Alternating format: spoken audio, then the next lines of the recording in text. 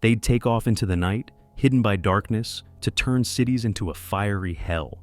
Their silhouettes inspired terror, their name became a symbol of hatred, and their raids left behind hundreds of thousands of tons of rubble. But the Lancaster could do more. It could carry bombs that skipped across the water like toys, destroying giant dams. Hunt the pride of the German fleet, which even Allied convoys feared, and drop weapons of such power that the earth would tremble, and the effects of the strikes became more political than military. This is the story of an aircraft born from failure, which endured a struggle against bureaucracy and competitors, yet still managed to become a legend. A machine that was assigned a secondary role but turned into Germany's primary nightmare. This story will feature daring raids, almost insane inventions, decisions that cost hundreds of lives, and strikes that changed the strategy of an entire war. Watch until the end. The most shocking episodes are still to come. In the late 1930s, when the British command formulated a new technical specification for a heavy bomber, it envisioned a reliable twin-engine aircraft capable of carrying a substantial payload over long distances. The project was given a dry index, and several companies, including Avro, took on its development. The designers, led by Roy Chadwick, proposed a model with the working name Manchester. On paper, it looked promising. An impressive payload capacity, good range, and the ability to carry both massive bombs and torpedoes. All of this was supposed to turn the machine into a versatile weapon for the Royal Air Force. However, reality proved to be much harsher. The first production Manchesters arrived at their units in November 1940, and it quickly became clear that the aircraft suffered from a whole host of problems. The main source of the trouble was the new Vulture engines. They had seemed powerful and promising during tests, but their weaknesses became apparent in combat. The bearings overheated, the wiring failed, and the lifespan of the power plant was catastrophically low.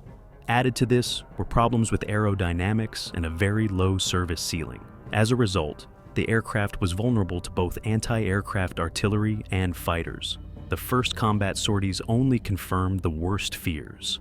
On the night of February 25, 1941, Manchesters from the 207th Squadron were sent to bomb Brest, France. The mission was formally completed, but the price was too high. There were breakdowns, forced landings, and losses in the formation. It gradually became clear that the aircraft in its current state was incapable of performing strategic tasks. For Chadwick and his team, this was a devastating blow. Years of hard work, tons of engineering calculations, and the efforts of hundreds of specialists had suddenly ended in failure. But it was this failure that became the turning point. Abandoning the idea of a heavy bomber was not an option. The war demanded powerful technology capable of crippling the enemy's industry. This meant a solution had to be found. And here, the designers were faced with a choice: to endlessly try to patch up the Manchester, or to take a risk and turn it into a completely new aircraft. The defeat turned into a challenge. Two paths were laid out on Chadwick's desk: installing different, more reliable engines that were still not good enough to provide full confidence, or taking the radical step of creating a four-engine modification. The second option seemed crazy, but it was precisely this path that led to the birth of a future legend of British aviation. Roy Chadwick was a man who could see beyond technical reports and paper specifications. The failure of the Manchester was not a reason for him to give up. On the contrary, he saw a chance to prove that it was possible to go beyond the conventional. But any new idea in wartime required not only engineering courage, but also the ability to persuade those who allocated budgets and resources. Military officials insisted that the aircraft needed to be urgently improved, its flaws eliminated, and returned to service as quickly as possible. Britain needed planes here and now, and talk of creating a fundamentally new bomber seemed like a dangerous luxury. But Chadwick understood that patching up old problems would only prolong the agony, and every new attempt to fix the Manchester would cost the lives of the crews. The Avro team proposed two paths. The first was to modernize the existing aircraft, replacing the unreliable Vulture engines with alternatives like the Sabre or Centaurus. The second was to do what the British military had initially feared: increase the number of engines to 4 and install the proven Merlins, which had already shown their worth on the Spitfire, Mustang, and Hurricane fighters. This decision meant a radical redesign of the airframe, but it also unlocked huge potential. Persuading the generals of the wisdom of such a step was not easy. Competitors from Handley Page were actively lobbying for their own Halifax project and trying to prove that it was the one that should become the mainstay of the Royal Air Force. There was a struggle in the corridors of power no less intense than in the skies. It wasn't just numbers on spreadsheets that mattered, but also connections, authority, and the ability to be in the right place at the right time. Chadwick managed to defend his vision. He presented calculations showing that the future four-engine aircraft would have nearly double the range, a much larger bomb load, and a higher ceiling than the Manchester. The increased fuel capacity, strengthened structure, and redesigned wing would turn a failure into the foundation of future strategic operations. Even the most stubborn military officials gradually began to come around to the idea that they were looking at not just another modification, but a new step in aviation development. Officials from the Ministry of Supply still tried to stall the process, but everything changed in 1940 when Britain was in desperate need of a weapon capable of striking back at the enemy. The new technical specification gave the green light to the project, which was named the Lancaster. Thus, the confrontation between the designer and the system ended in a rare victory for engineers within the military bureaucracy. But the main test still lay ahead, proving that this aircraft could fly and perform better in combat than all its predecessors. When Avro received the right to work on the new aircraft, the project no longer looked like a salvage operation for the failed Manchester. It was now an independent creation that had to meet the fresh technical specification of the RAF. The military required a bomber with a cruising speed of over 400 km/h, capable of carrying a variety of payloads over 1,000 kilometers and reaching an altitude unattainable by previous aircraft. The key decision was to use 4 Merlins, the very engines that had already made a name for themselves on fighters. They were not only more reliable than the Vultures, but also allowed for a nearly 1/3 increase in payload capacity, a doubling of range, and gave pilots a power reserve for maneuvers. This idea immediately made the Manchester Majesties a Yassior Dowry's project so special that it soon received its own name, the Lancaster. But even with the new calculations, the road was not smooth. Avro had a strong rival in the form of the Halifax from Handley Page. Its proponents actively convinced the military command that their aircraft should become the country's main strategic bomber. A clandestine struggle was waged in the corridors of power. Each company pulled the rug out from under the other, using old connections and influential patrons. To defend his creation, Chadwick had to not only rely on his engineers, but also engage in a near-political game. He used personal meetings, visits to acquaintances in the government, and persistent reports with figures and diagrams that showed the new aircraft was not just a competitor, but the future of British aviation. In June 1940, the RAF finally placed an order for the construction of prototypes. For Chadwick, this was more than a formal document. It was a recognition that his idea could change the course of the war. By January 1941, the first Lancaster had taken to the skies. It took off confidently, and everything that had recently seemed crazy suddenly became a reality. The tests showed that the calculations were correct. The speed, range, and payload capacity, all the metrics significantly surpassed its predecessors. The aircraft could carry more bombs, further and higher than even the most optimistic expectations. At that moment, it became clear that the Lancaster had a chance not just to enter service, but to become the heavyweight on which British aviation would build its strategy. On January 9, 1941, the Woodford Airfield was filled with a quiet, broken only by the sound of the 4 Merlins, ready to lift the new prototype into the sky. For the Avro engineers, this was a moment of truth. Years of hard work, arguments with officials, and competition with rivals came down to a few minutes of flight. Any malfunction could have ruined everything. The first few meters of the takeoff roll showed that the aircraft behaved differently from its predecessor. The Lancaster moved confidently. Its wing lifted the fuselage without the nervous lurches that characterized the Manchester. When the giant finally lifted off the ground, many of those present breathed a sigh of relief, but the tension didn't subside. They still needed to check its handling, stability, and the fuel system. Every turn was accompanied by the careful scrutiny of technicians. Any deviation from the norm was recorded instantly. Yet, despite the fears, the new bomber held stable in the air. It gained altitude faster than expected, responded to the controls, and demonstrated a power reserve that the Manchester had so desperately lacked. The tests continued for weeks. The engines were checked in different modes, the aircraft was loaded to its maximum, and the aerodynamics were tested. Time and again, the aircraft lived up to expectations. Where the old design refused to work, the Lancaster performed flawlessly. There were no failures of the main structural components, no systemic engine failures, just minor issues that the engineers quickly fixed. Each successful flight strengthened Avro's position in the eyes of the military. The skeptics gradually gave up, realizing that they were looking not at just another modification, but a truly new machine. Following the tests in the spring, the RAF decided to launch mass production. Thus, the first takeoff became the first step of a legend. A project that had recently been unwanted was now taking shape, turning into a tool of war that was destined to play one of the key roles in the history of British aviation. After the tests confirmed all the calculations, Britain faced the next challenge, turning a successful prototype into a real force capable of taking to the sky in large numbers. The country was under constant threat of attack, and every week of delay meant lost lives and destroyed cities. Therefore, mass production of the Lancaster was launched with unprecedented speed. The key to success was the design itself. Avro engineers had planned ahead on how to simplify assembly, dividing the aircraft into 36 large components. Each of them could be produced at different factories and then brought to the main plants for final assembly. This allowed dozens of subcontractors to join the process, and literally turned the project into a national effort. The workshops worked non-stop.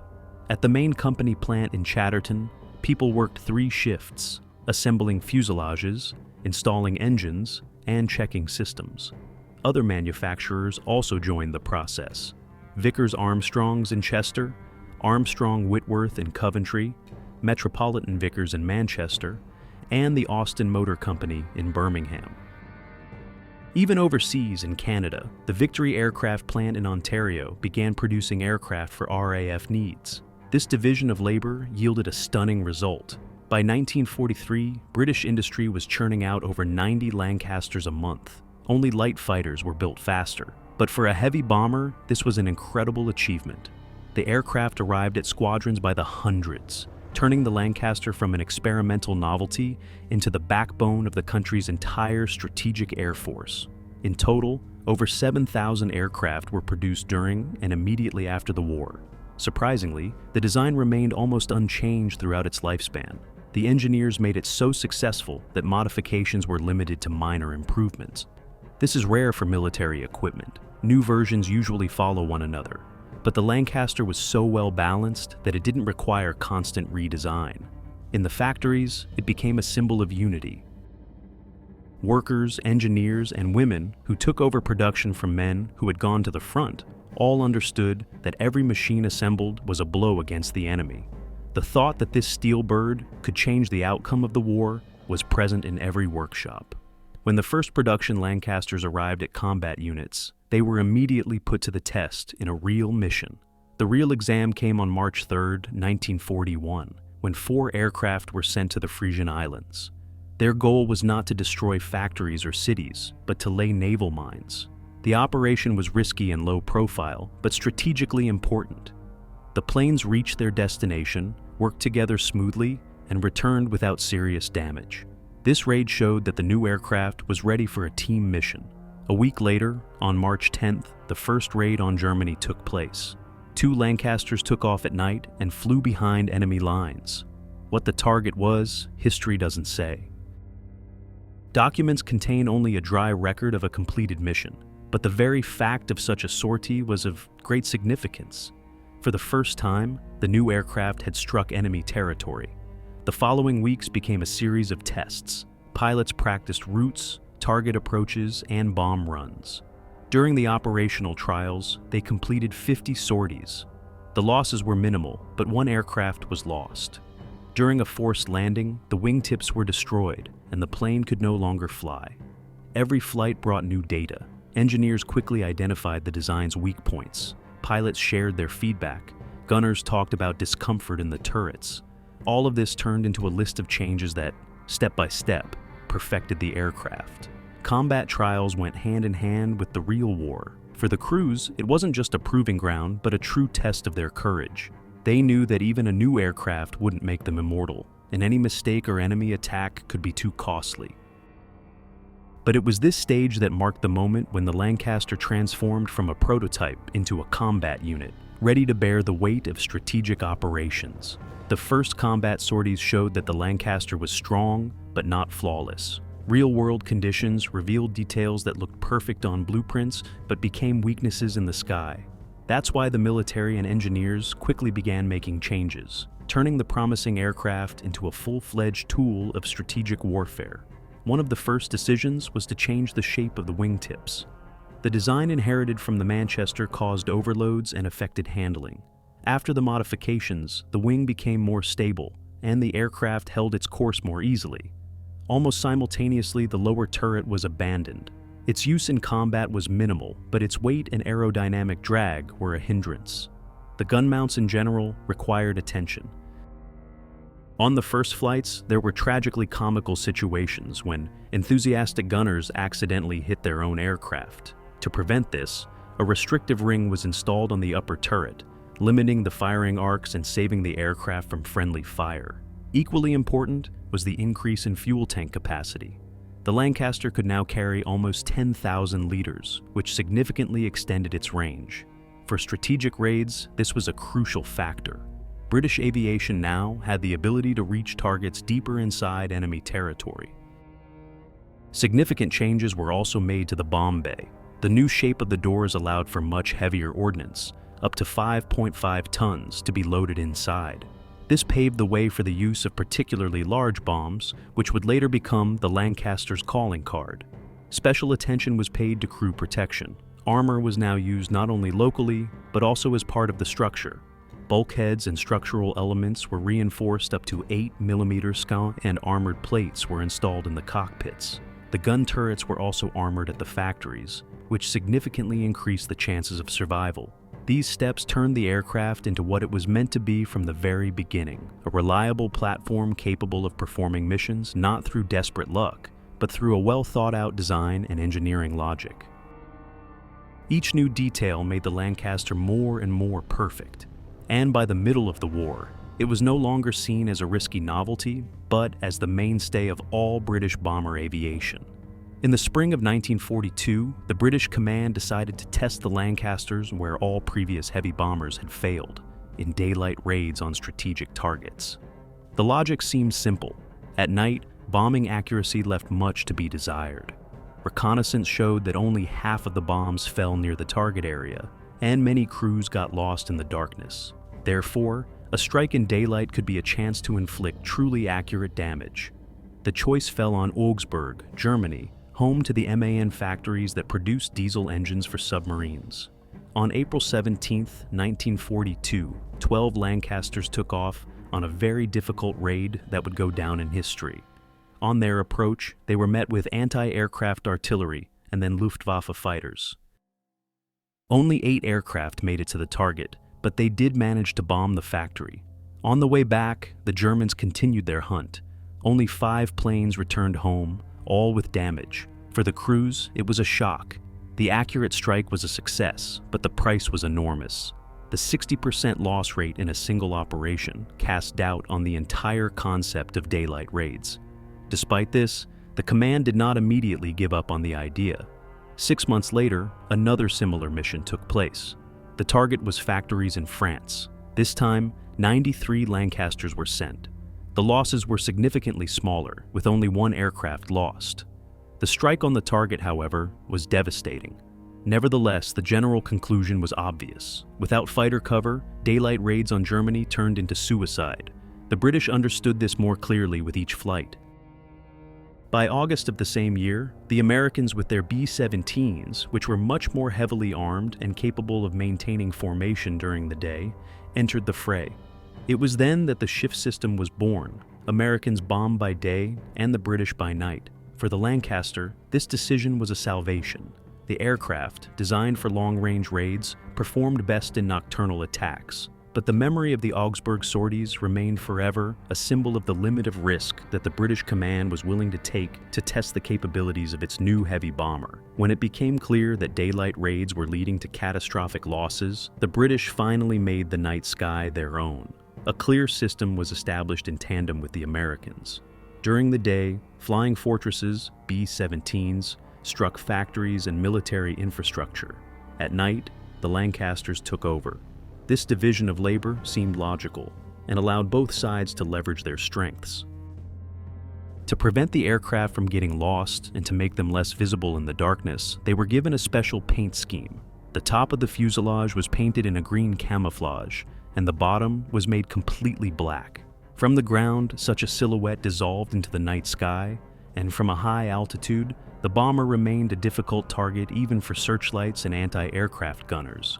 Accuracy remained the main problem. Experience showed that without additional targeting aids, crews could, at best, figure out that they were somewhere near the target. This is where technology came into play. Lancasters began to be equipped with H2S radar, hidden under a transparent fairing on the underside of the fuselage. It allowed them to distinguish ground contours and to approach targets more accurately. The very first operations proved the effectiveness of the new technology. Aircraft equipped with radar were able to cross the Alps and strike targets in Genoa and Turin using heavy bombs weighing more than 1.5 tons.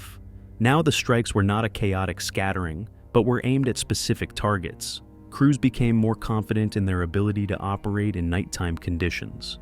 Instead of isolated raids, they began practicing massive sorties of hundreds of aircraft, with each one following a pre-calculated route. The German air defense was not ready for such an onslaught, and it was in this night war that the Lancaster gained the reputation that would make it a symbol of the British Royal Air Force. The longer the campaign continued, the more obvious it became that darkness was the heavy bomber's ally. At night, it was an invulnerable giant, capable of striking where it would have faced a rout during the day. In the spring of 1943, a plan was born in the RAF headquarters that at first sounded like science fiction.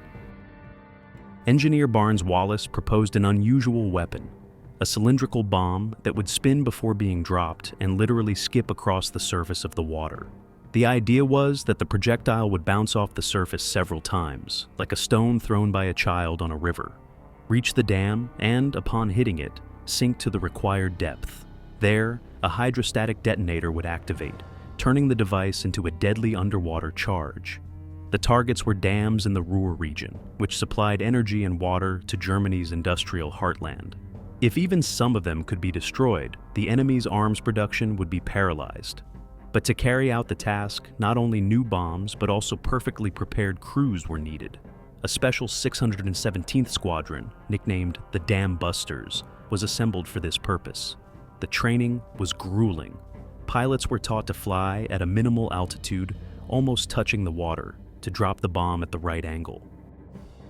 The slightest mistake meant the failure of the operation or the death of the crew, but after weeks of preparation, they were ready.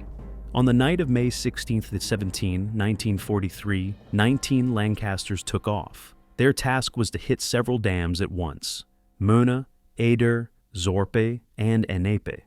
On the approach to the targets, the crews flew through heavy anti-aircraft fire, and some of the aircraft were lost along the way. But those who broke through did what they had been trained for.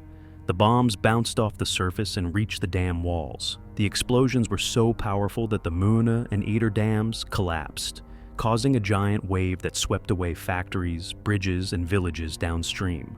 Of the 19 planes, only 11 returned. The losses were heavy, but the result astounded the world. In one night, British aviation showed that it was capable of operations that had seemed impossible. The Lancasters had become not just a workhorse for strategic raids, but a symbol of audacity, technical ingenuity, and a willingness to risk it all to strike the enemy.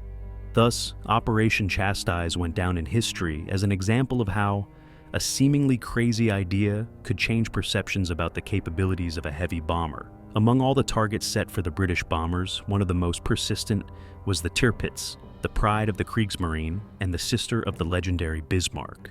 This battleship was hidden in the Norwegian fjords, protected by cliffs, anti-aircraft guns, and a network of air defenses. Its existence tied up Royal Navy forces and forced the Allies to keep significant assets in the Atlantic.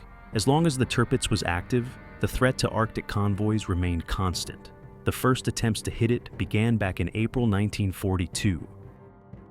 At that time, Lancasters from the 44th and 97th Squadrons were sent on a mission to attack the battleship with heavy bombs weighing almost 2 tons. But the fjords proved to be too difficult to target. The dense air defenses and rocky walls did their job, and the attack was unsuccessful. The situation changed when engineer Barnes Wallis created a new bomb, the Tall Boy. This was a projectile weighing more than 5 tons, designed not for a direct hit on armor, but to penetrate the ground or water next to the target to create a seismic effect. An explosion of such power could crack even concrete fortifications and disable the most heavily protected targets. It was the Tall Boys that became the weapon with which the Lancasters once again went hunting for the Tirpitz. In the summer and autumn of 1944, aircraft from the 9th and 617th Squadrons conducted several raids.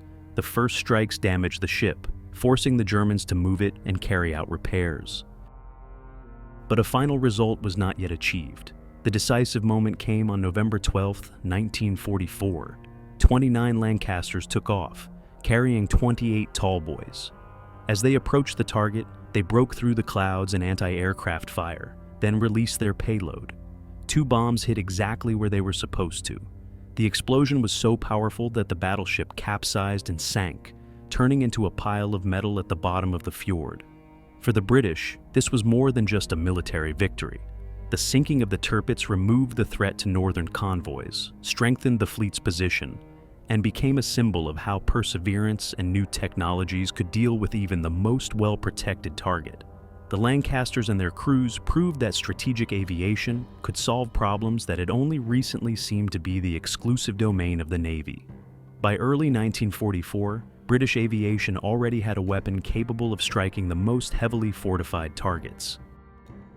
But engineer Barnes Wallis went even further. If the 5.5-ton Tall Boy could destroy fortified bunkers and battleships, a new design was intended to literally shake the earth. This is how the Grand Slam was born. It was a bomb weighing almost 10 tons, the largest munition of World War II. Only one aircraft was suitable for carrying it, the Lancaster. The bomber was specially modified for this giant, with unnecessary armament removed, the structure strengthened, and the bomb bay enlarged. Even with such a load, the aircraft barely managed, but it was the one that became the carrier of the heaviest weapon of the air war. March 14, 1945, was the day of its combat debut. The target was the Bielefeld Viaduct in Germany. 14 Lancasters with Tall Boys and 1 aircraft with a single Grand Slam were sent on the operation. When the bomb was released, the ground shook. The shockwave passed through the bridge's structure, shattering it like a fragile toy. The effect was spectacular. Photos of the destroyed viaduct made their way into the press, and the Grand Slam gained a reputation as a superweapon. However, the strategic importance of the strike was not that great. The Germans had long prepared alternative routes, and the destruction of the viaduct did not stop the traffic. For the British, the political effect was more important. The world saw that their air force was capable of delivering strikes of unprecedented power, instilling a feeling of complete vulnerability in the enemy. In the future, Grand Slams were used dozens of times more, but their missions increasingly had the character of a demonstration of force. Symbolically, these bombs became the pinnacle of engineering audacity, and for the Lancaster, proof that it could lift what no other aircraft could. In the history of the war, this alliance between the aircraft and the weapon remained an example of how technical courage was turned into a tool of psychological pressure as much as military necessity. By 1943, the Lancaster had firmly taken its place at the center of the British bombing campaign. In the skies over Germany, its silhouette became as recognizable as the sound of air raid sirens. For the residents of the Third Reich, it was the harbinger of a nightly nightmare. Wherever this 4-engine giant appeared, factories, bridges, railway hubs, and residential neighborhoods soon collapsed. The statistics were merciless. Over the years of the war, Lancasters flew over 155,000 combat sorties and dropped more than 600,000 tons of bombs. No other British aircraft came close to these figures. And it wasn't just about massive carpet bombings. It was these aircraft that delivered the heaviest munitions, from tall boys to grand slams to their targets. For the German population, the nightly visits of the Lancasters became a symbol of constant pressure. Anti-aircraft guns fired at them until exhausted. Searchlights picked out their silhouettes in the black sky.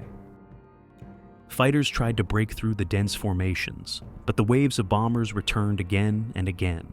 Even if some of the aircraft were lost, new ones would take off the next night. This was the personification of Britain's industrial power, which had gathered the resources of the entire country to ensure that the aircraft continuously flew toward their targets. For the crews themselves, service on the Lancaster was a test of courage and endurance. Every sortie was associated with risk, but at the same time, the pilots knew that they were the ones striking the centers of German industry, bringing victory closer. Within the RAF, these aircraft quickly gained the status of favorites, reliable, spacious, and capable of bringing a crew home even after serious damage. Thus, a paradoxical image was gradually formed. For the British, the Lancaster was a symbol of hope and strength, while for the Germans, it was an object of hatred and fear. Its appearance in the night sky meant that the war had come to every city, every street. It was this duality that made it a legend whose name is forever etched in the history of World War II. When the war ended, thousands of Lancasters were still in service. They were no longer the sole instrument of attack, but their potential remained so great that the Royal Air Force was in no hurry to decommission the aircraft. In the post-war years, they continued to serve in Europe, the Middle East, and the colonies. The last combat squadrons armed with these bombers were maintained until 1950. Although new jet aircraft were gradually replacing the veterans. Interestingly, throughout its existence, the Lancaster never received dozens of different modifications, as was the case with other aircraft. The core design, created at the beginning of the war, remained the same. There were only separate versions for special tasks within large bays for grand slams, reconnaissance variants, or maritime patrol modifications. But all this did not change the essence. The basic model turned out to be so successful that it hardly required any changes. Among experts, this was considered the main proof of the engineering skill of Roy Chadwick and his team. They created an aircraft that was well balanced in all its parameters from the very beginning: payload capacity, range, armament, and handling.